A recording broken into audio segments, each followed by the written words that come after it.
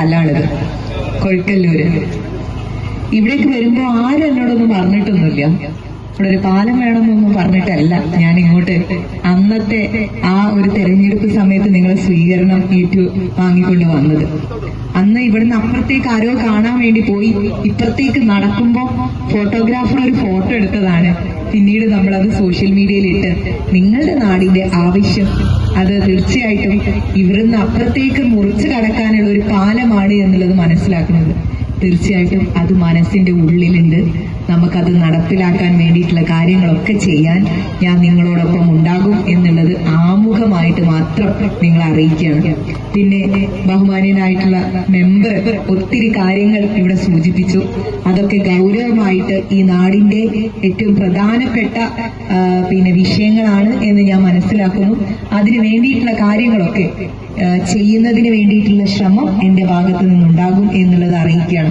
ഇങ്ങനെയൊക്കെയാണെങ്കിലും മേപ്പയ്യൂര് ഈ ബജറ്റിൽ അത്യാവശ്യം മോശമില്ലാതെ നിങ്ങളെയൊക്കെ പരിഗണിക്കാൻ സാധിച്ചു എന്നുള്ളത് ഞാൻ കരുതുന്നു.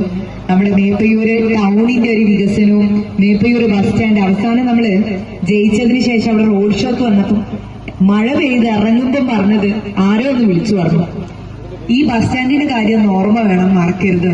അതെന്തായാലും ഈ ബജറ്റില് നമ്മൾ ഉൾപ്പെടുത്തിയിട്ടുണ്ട്. ഇതിന്റെയൊക്കെ പ്രവർത്തനം ഉടനടി നടത്താൻ വേണ്ടിയിട്ടുള്ള എല്ലാവിധ സഹകരണങ്ങളും നിങ്ങളുടെയൊക്കെ ഭാഗത്ത് നിന്ന് പ്രതീക്ഷിക്കുകയാണ്. എത്രയോ പ്രായമുള്ള ആളുകൾ ഒരുപാട് പ്രശ്നങ്ങളും വേദനകളും ഒക്കെ സഹിച്ചിട്ടാണ് ഇവിടെ നിൽക്കുന്നത്. നിങ്ങളൊക്കെ സ്നേഹമായിട്ട് ഇതിനെ ഞാൻ കണക്കാക്കുന്നു. ഇവിടെ ഒരുപാട് ആൾക്കാർ പറഞ്ഞിരുന്നു കുട്ടിയാണ് മത്സരിക്കുന്നത്. അപ്പം ഈ കുട്ടിയെ നെഞ്ചിലേറ്റിയിട്ടുള്ള ആളുകളാണ് നിങ്ങൾ എല്ലാവരും.